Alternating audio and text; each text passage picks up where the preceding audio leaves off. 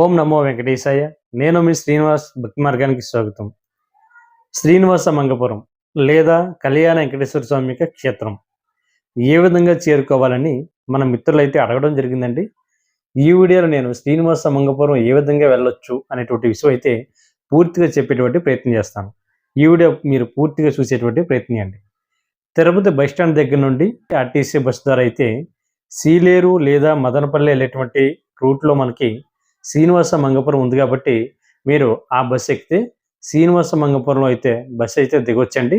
బస్సుకి 30 రూపాయలు టికెట్ అయితే తీసుకోవడం జరుగుతుంది ఈచ్ పర్సన్. లేదు అనుకుంటే మీరు కొంచెం బయటకు వచ్చిన తర్వాత టీటీడీకి సంబంధించిన బట్టి ఫ్రీ బస్సులు అందుబాటులో ఉంటాయండి.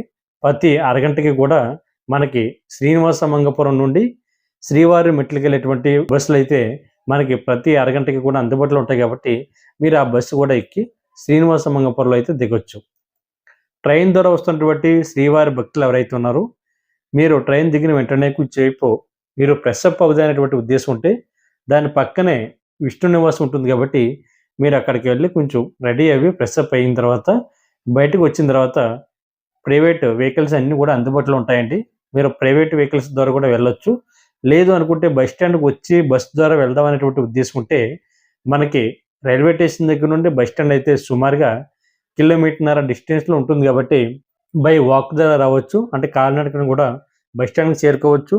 లేదు అనుకుంటే ఆటో వారికి మీరు ఆటో ఎక్కినట్లయితే 20 రూపాయలు తీసుకుని బస్ స్టాండ్కి అయితే తీసుకురావడం జరుగుతుంది. రైల్వే స్టేషన్ దగ్గర నుండి కూడా మనకి ప్రతి అరగంటకి కూడా టీటీడీకి సంబంధించినటువంటి ఫ్రీ బస్సులు కూడా అందుబాటులో ఉన్నాయి కాబట్టి ఇక్కడ ఉన్నటువంటి ఫ్రీ బస్సులు నేరుగా శ్రీవారి మెట్లకి అయితే వెళ్ళడం జరుగుతుంది.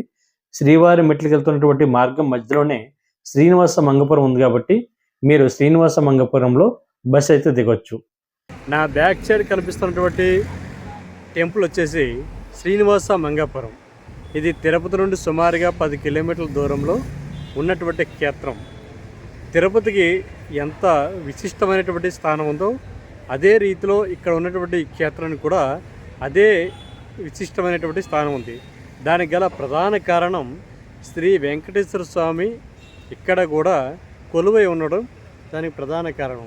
ముఖ్యంగా వెంకటేశ్వర స్వామి పద్మావతి అమ్మవారితో కళ్యాణం జరిగిన తర్వాత నేరుగా ఆయన తిరుపతి వెళ్దాం అనుకుంటాడు. అంటే తిరుమల కొండపైకి వెళ్దాం అనుకునేటువంటి సందర్భంలో ఆయన గురువుగారు అయినటువంటి అగస్త్య మహర్షి ఇక్కడ అంటే మంగాపురం శ్రీనివాస మంగాపురంగా పిలుస్తున్నటువంటి ఈ యొక్క ప్రదేశంలో ఆయన ఉండడం వల్ల ఆ మహర్షిని దర్శించుకోవడానికి వచ్చినటువంటి వెంకటేశ్వర స్వామి పద్మావతి అమ్మవారిని ఆశీర్వదించి మీరు ఒక 6 నెలలు ఈ ప్రదేశంలో ఉండమని ఆ గురువు గారు చెప్పడంతో 6 నెలలు ఇదే ప్రదేశంలో అంటే 6 నెలలు ఈ శ్రీనివాస మంగాపురంలోనే శ్రీ వెంకటేశ్వర స్వామి ఉండడం జరిగింది.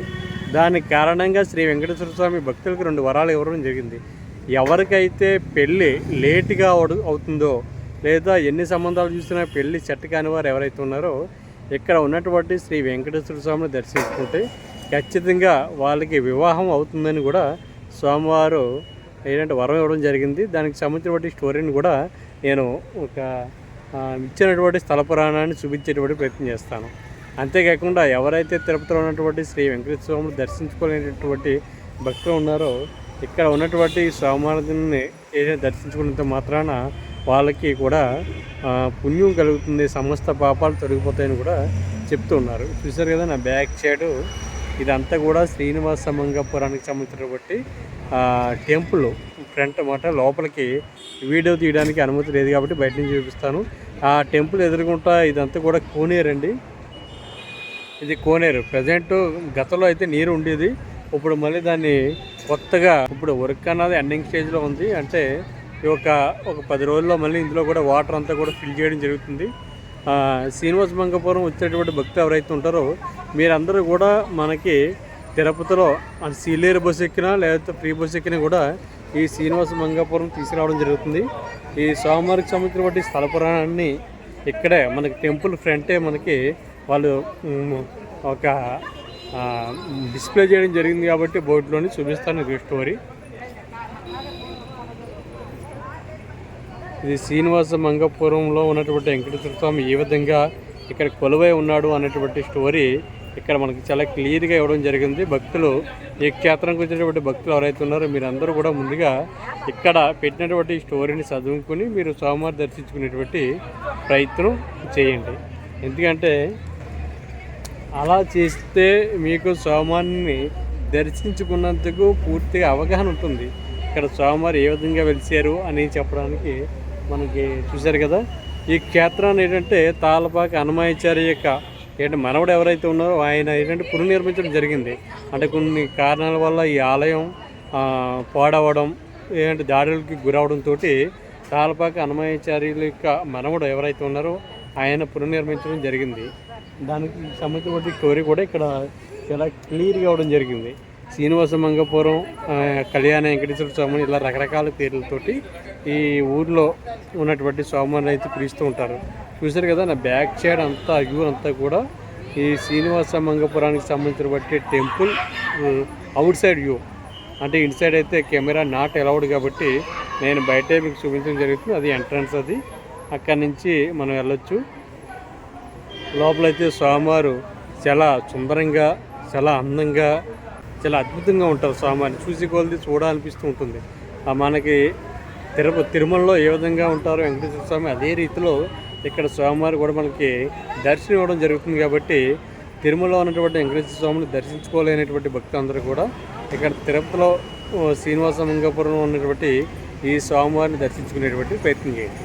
శ్రీనివాస మంగాపురం తిరుపతికి 12 కిలోమీటర్ల దూరంలో ఉంది.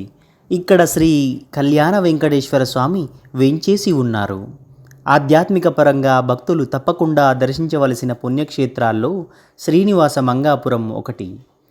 ఈ శ్రీనివాస మంగాపురంలో స్వామివారి శ్రీ కళ్యాణ వెంకటేశ్వర స్వామిగా పూజలందుకుంటూ భక్తుల కోరికలను తీర్చుతూ విరాజిల్లుతున్నాడు. శ్రీనివాస మంగాపురం తిరుపతి మదనపల్లి రోడ్డులో తిరుపతికి దగ్గరలో ఉంది. శ్రీ వెంకటేశ్వరుడు వివాహానంతరం అమ్మవారితో కలిసి తిరుగాడిన నేల కావడంతో ఈ ప్రాంతానికి శ్రీనివాస మంగాపురం అనే పేరు వచ్చింది. ఈ ఆలయాన్ని 16వ శతాబ్ద కాలంలో తాళ్ళపాక అన్నమాచార్యులు వారి మనుమడు తాళ్ళపాక చినతిరుమలయ్య పునరుద్ధరించారని స్థల ప్రశస్తి. ఈ ఆలయానికి ఎక్కువగా పెళ్లి కాని వారు తమ తల్లిదండ్రులతో వచ్చి కళ్యాణోత్సవాలు జరిపించడం విశేషం. చివరలో అర్చకులు ఇచ్చే కళ్యాణ కంకణం ధరించిన వారికి వెంటనే వివాహం జరుగుతుందని భక్తుల ప్రగాఢ విశ్వాసం. తిరుమల కొండకు వెళ్ళలేని వారు ఇక్కడే స్వామివారిని దర్శించుకొని తరిస్తూ ఉంటారు. ప్రతిరోజు తిరుమలలో శ్రీవారికి నిర్వహించే అన్ని రకాల ఆర్జిత సేవలు ఇక్కడ కూడా నిర్వహిస్తుంటారు. స్థల పురాణం ప్రకారం నారాయణవనంలో శ్రీనివాసుని కళ్యాణం ముగిసిన తర్వాత శ్రీ వెంకటేశ్వరుడు పద్మావతి సమేతుడై తిరుమలకు బయలుదేరాడు. శాస్త్ర ప్రకారం పెళ్ళైన దంపతులు 6 నెలల పాటు కొండలు ఎక్కడం, పుణ్యక్షేత్రాలకు వెళ్ళడము చేయకూడదని అగస్త్య మహర్షి చెప్పడంతో అగస్త్యాశ్రమంలో 6 నెలల పాటు విడిది చేస్తారు.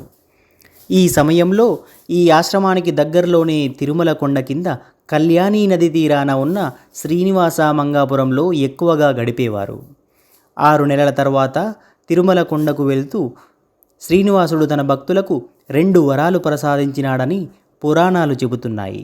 తన దర్శనం కోసం తిరుమలకు రాలేని భక్తులు శ్రీనివాస మంగాపురంలో అర్చావతార స్వరూపంతో దర్శన భాగ్యం కల్పిస్తానని పద్మావతీ దేవిని పరిణయమాడిన వెంటనే తాను విడిది చేసిన ఈ పుణ్యక్షేత్రాన్ని దర్శించిన వారికి సకల శుభాలు, పెళ్లి కాని వారికి కళ్యాణ సౌభాగ్యాన్ని అనుగ్రహించినట్లు చెబుతారు. ఢిల్లీ సుల్తానులు ఈ ప్రాంతాన్ని కొల్లగొట్టడానికి వచ్చి స్వామివారి గంభీర స్వరూపాన్ని చూసి భయపడి ఆలయం జోలికి వెళ్లకుండా వెనుతిరిగారు. ఈ సమయంలో కొంతకాలం ఆలయం మూసివేయబడింది. అప్పుడు కాంచీపురంలో ఉన్న సుందర రాజస్వామి అనే అర్చకునికి స్వామి కలలో కనబడి తాను శ్రీనివాస మంగాపురంలో కొలువై ఉన్నానని తనకు పూజాధికాలు నిర్వహించమని చెబుతారు. అప్పటి నుంచి మళ్ళీ ఆలయం కలకలలాడుతుంది.